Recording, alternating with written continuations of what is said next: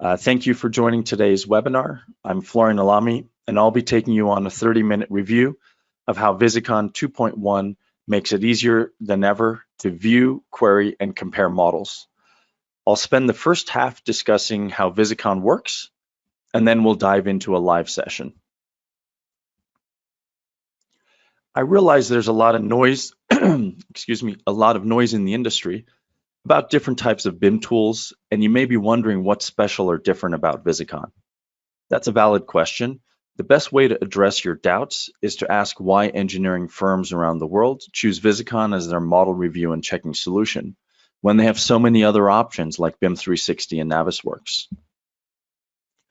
Consistently, they tell us it's because Visicon is the best solution that lets them quickly access and understand model information.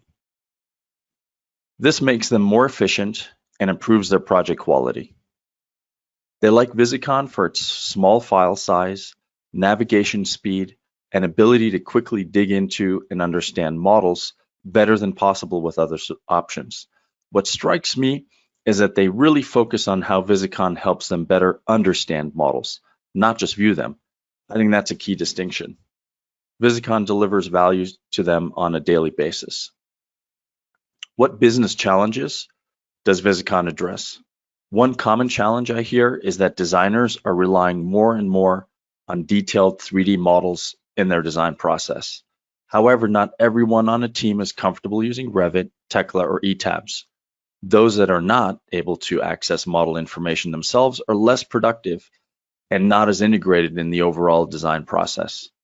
Our clients are using Visicon to give everyone easy and fast access to models. You would be surprised at how many senior principals have Visicon open on their machines all day long. Where Visicon really excels is the ability for anyone to dissect and understand the details of a model without needing to be an expert. Our clients use our unique component classification features to quickly review models created by their teams. This ensures greater team insight into models, more individual autonomy, the ability to make informed decisions, and reduces potential mistakes. Lastly, our users rely on Visicon's various model checking algorithms to automatically compare models.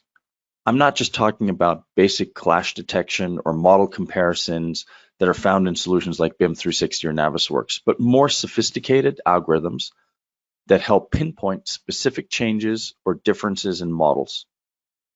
A very common use of Visicon is the identification of changes made in subsequent architectural models, and we'll actually run through that example in a few minutes, or to compare Tekla steel shop drawings against the design Revit model, again using properties that you can configure. So how does Visicon work? Visicon provides an easy and fast model review platform for any of your project models. You can review them individually or merged. Visicon is all about accessibility and speed. Saved as a Visicon VXF file, models become light and super fast to access, saving our clients time each and every time they have to access model information. Visicon provides 4 areas of functionality: basic model viewing and exploring, markup and measurements, model checking and quality control, and the ability to extract detailed quantities and manipulate model data. Under viewing and exploring, you have the ability to have fast and easy navigation, walkthroughs, create sections, auto-colorize components based on properties, access the individual properties very easily, and create all the custom views that you need. Instead of marking up your 3D models in 2D PDFs, which is what I see happen all too often, we make it possible for you to mark up your models directly and share your ideas more effectively. We enable this with 2D and 3D annotations, allow you to take accurate measurements with a variety of snap options, and you either share the Visicon VXF file with your markups, or we enable you to just distribute a PDF or Excel report of your markups. Moving into checking and quality control, Visicon goes beyond basic class checking that I'd mentioned before and gives you the power to quickly dig into models and identify potential issues. You can use rules to colorize any property, run class checking, clearance checking, compare models using the various algorithms that we'll discuss, or just simply use it to document issues you've identified. When it comes to quantities and data, Visicon is all about the underlying model data. We make it easy to access and use the data to make faster, more informed project decisions. We start by organizing and presenting your model data better than any other solution does. Not only do we lay it out in a more organized fashion, but you'll see when I go through the live demo that it's just very easy to just access all of the data directly. And one of the things we offer is just a very powerful filtering engine. We can run quantity reports in a variety of formats and fashions. And for those engineers, excuse me, who develop external project data, for example, reinforcement ratios or progress data, we make it very easy for you to link that external data back to the actual objects in Visicon and display or color code that information on your model directly. I've chosen to start today's product journey in an actual Revit model. So what you see here is a typical Revit structure model. And if we look at the original file, it's not too large of a model, but it's about 40 megabytes. For me to be able to access this information as a project team member, I have to make sure that I have the right Revit installed. It takes time. I need a license, etc. Under the Visicon tab, you see we have some options. We have export, which is what we're going to go through. You can also import anything that's represented in Visicon back into Revit. I would say today the most common use of this is to bring tendons, so post-tensioning tendons that were developed in the ETABS analysis software. Our clients like to bring those 3D tendons back into Revit using this option. We also have the ability to bring back issues and manage those issues. But let's focus in on the export. So with the export, it presents a variety of export options, which gives you a lot of flexibility. We'll just use the default and hit the save and export. What we're doing now is extracting 100% of all of the geometry and all of the property component properties. And in a few seconds, it'll open up this model in Visicon. Perfect. Well, actually, and now it's telling me that we just released our 2.11 version. So if you haven't upgraded yet, I highly encourage you to do that. We added some great new functionality for the select similar. So let's expand. We've now created an authentic replica of your Revit model. Let's go and actually save this model. So we're going to go File, Save As, Project. I've created a folder on my desktop for today's webinar, and we're going to call this Webinar Revit. And I will close this file. The purpose is because I want to go back to where we just created this file. If you recall, this is our originating Revit model, which was about 40 megabytes. This is now the resulting Visicon VXF file. Unlike Navis or other solutions where you might have a whole bunch of different files that you have to merge, any linked Revit files, any linked other resources, so CAD files, point clouds, when you go through that export function in your centralized Revit model, it all gets compressed and packed into one small file. We've done a lot of benchmarking, and these files are much smaller than the corresponding Navisworks files as well. So now you have this file that's very light, portable. For me to re-access this information, so I don't need any of the authoring software's license, I just simply double click on it. So we're going back into the model we just created. So let's explore some of the basic functionality. I emphasized data, and I mentioned that Visicon and the feedback we get is all about understanding what's in your model. And let me just start demonstrating why that's the case. If I select any component, like one of these steel beams right here, you see on the left side, we've presented all of the information, and in this case from the Revit model, in a very natural way that is also, it's also presented in Revit. So here for this element, I have access to all of its generic information. So here I see length, volume, surface area, family, unique ID. But at the bottom here, I can also access its what are called instance parameters in Revit. So this gives me all of any custom parameter that you would have assigned to these components in Revit. Plus, we make it very easy for you to explore and understand what are those family parameters that are really driving the geometry or the behavior of this object. So in this case, this steel element is driven by a B, HT, KR, and T, right? So you don't need to know that families exist or anything. You just simply click any component and you get instant access and visibility into what attributes are associated with this component without having to go through lots of different clicks or a big selection tree. On the right side, what we do is we've pre-organized all of the information in your model. So what we're going to do is just systematically go through these icons. The first one are component types. So what does that mean? So here you see this gives me a direct inventory of everything that's there. And under home, if I go to my isolate mode, which is a good way, so let's say I'm going to back up for a second. When I receive a model, if I haven't created the model, first thing I always do is I go to this component listing, go to isolate, and I literally just scroll down the list. That way I can build a very quick picture of what this model is composed of.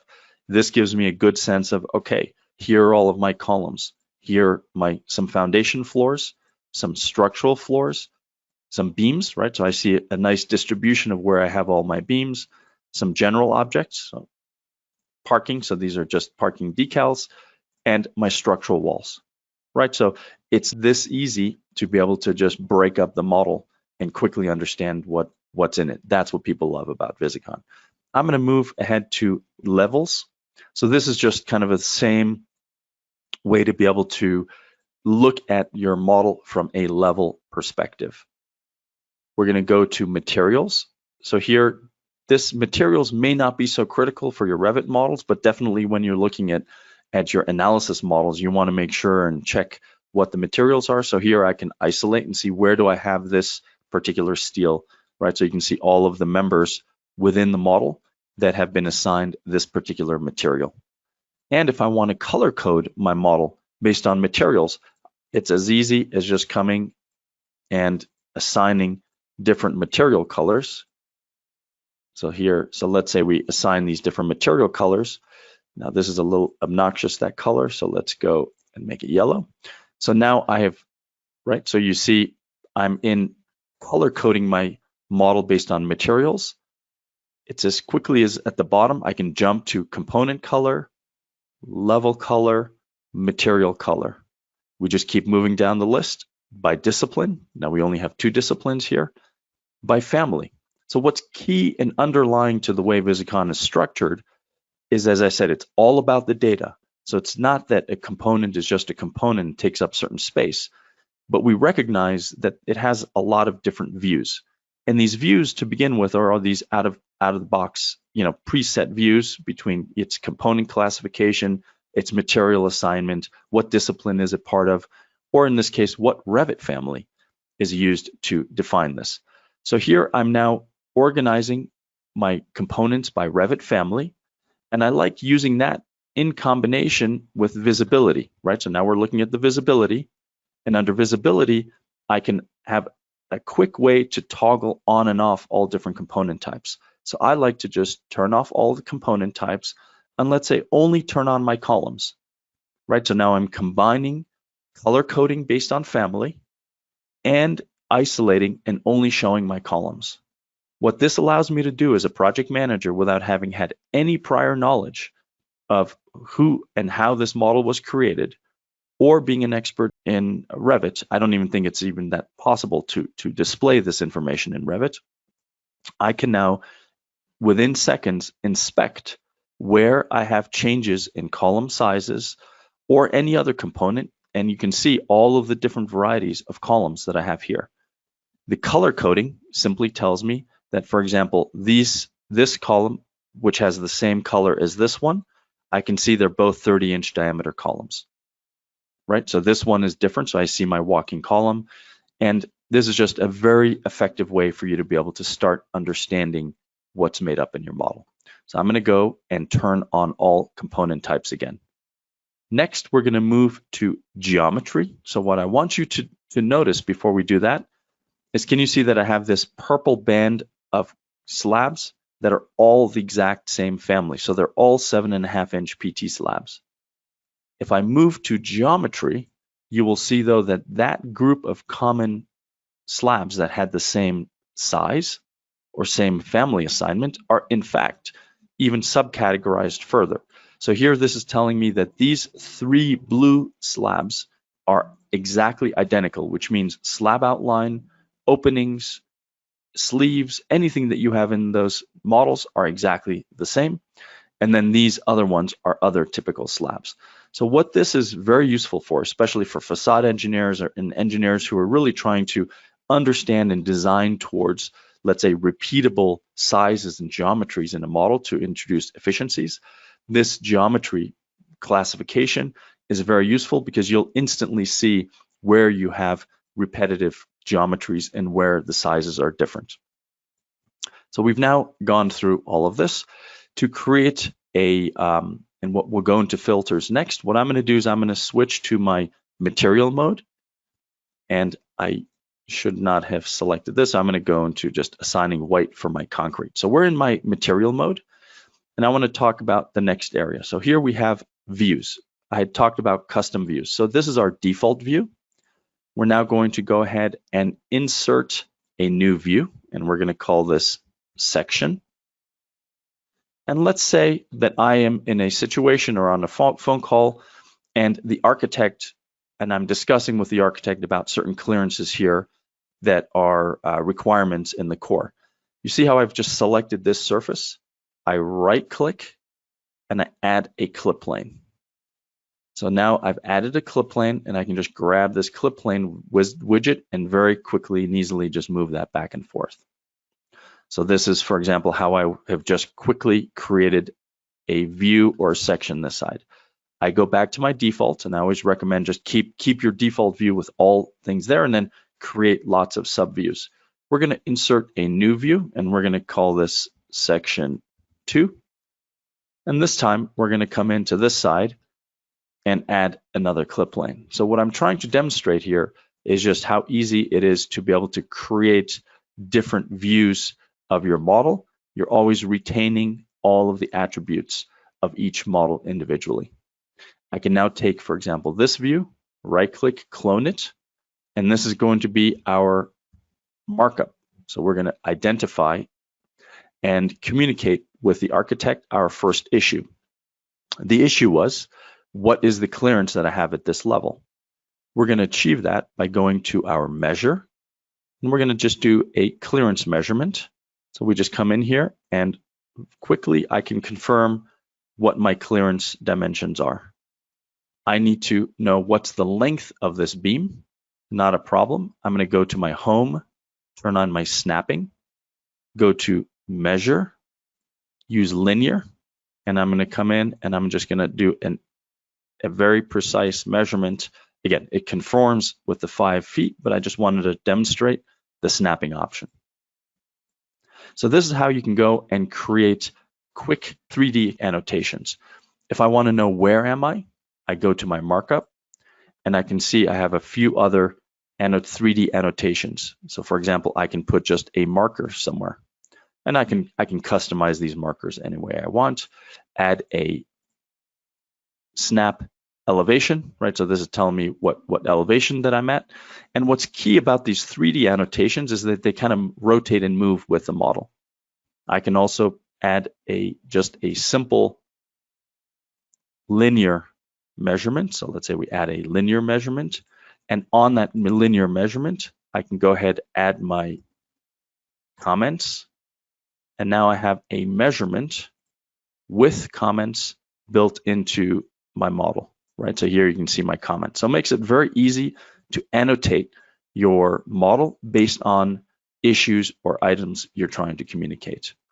we're going to go ahead and take this view, clone it, and this time we're going to call this is going to be markup 2D to demonstrate that. So this is 3D, as you see, it moves around. Now we go to the 2D.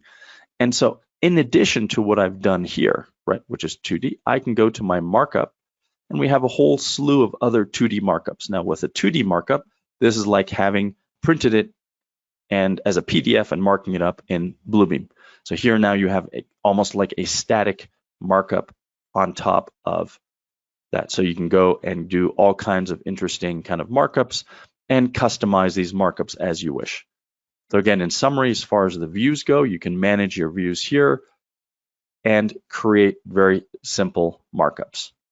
How do you communicate this? We go Control Save. And remember, we have this tiny little file. It's less than 2 megabytes.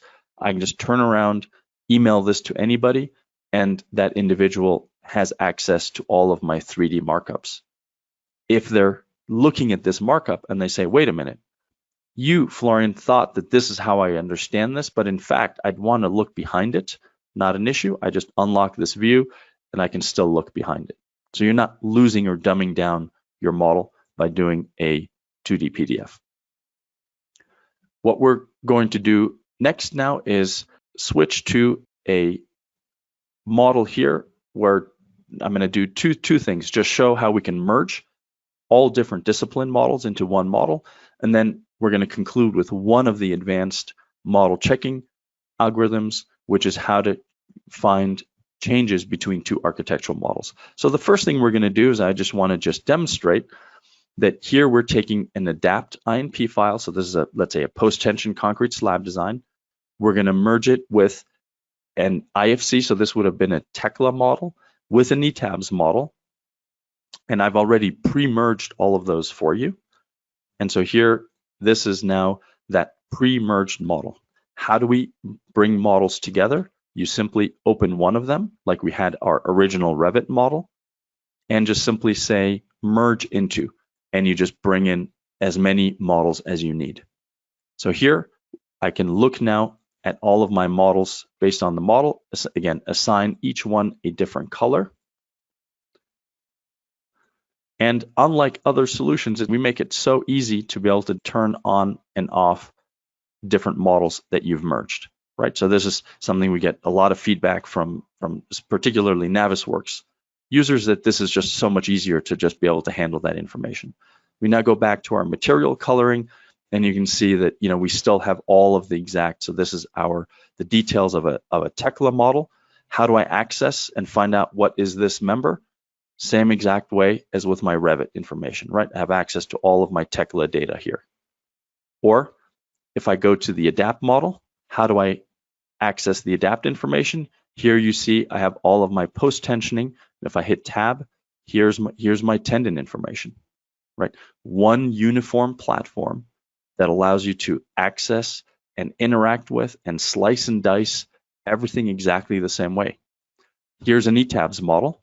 I just select one of these members. Here's my ETABS slab, and I can see exactly what I have, right? What section is assigned. So if I click here, I can see this frame section is a C18 by 30 C06, right? Material assignments, everything is exactly the same. So that's really the driver here, is that Visicon allows you to be able to interact, have your team interact with and work with all types of project models in exactly the same way. And it kind of almost democratizes the access to model information, making everybody more productive. So now let's go to the last workflow that I wanted to show. So I'm going to open a blank Visicon here. So what's the scenario that I want us to go through? Because I had talked so much about the distinguishing characteristic of Visicon, where we can run through automated model checking algorithms. So what we're going to do is we're going to run through the scenario where you see here I have two models that I'm selecting, an architectural model from July 29th and an architectural model from July 30th. Very common scenario. You're getting two Revit models and you're getting a narrative that might not be that good in understanding what the architect has really changed, but you're under pressure to have to absorb and process those changes and reflect those in your models. So the way Visicon helps you here is you can just take, right, I've already gone through the step of creating the Visicon VXF version. I'm going to drag those into one Visicon. This is just asking if I want to synchronize views, and I'm going to say no. And so now what we've done is we've now merged two architectural Revit models. I can look at the models. Even if I change color, it's really difficult, even if I color code the models or change transparency and do all of that stuff, I cannot really identify the nuances of what's changed. So what we're going to do is we're now going to go to our first operation. So this is where we have our automated checking. So here you have filter-based checking. So this just you set up a property or an expression and it identifies issues based on that. Classic clash check, finding duplicates, clearance check, 3D geometry Boolean difference check, which is what we're going to do. Variance check allows you to identify any parameter and the program will identify exactly where that's changed. So for example, where did materials change? Where did a vendor change? Where did delivery times change? Anything that's in the models. And then component matching is used to compare two different models, like in Revit that represents the architectural and a Revit that represents the structural, or a Tekla steel shop drawing versus your ETABS or your Revit representation of the same model. So let's go into Boolean difference. So with that set, what I do is I'm just going to use the defaults. So here's my operation. It's under the operations tab. It's going to check the architectural version 1 against version 2, has some color coding, and we're just simply going to run this. It's found 226 changes. Now we're in this issue color mode. Remember, all of the coloring modes still remain. So this is component color mode, material color mode. We're interested in seeing the model through the eye of issues. So what we're looking at is everything that's gray and transparent did not change between the two models.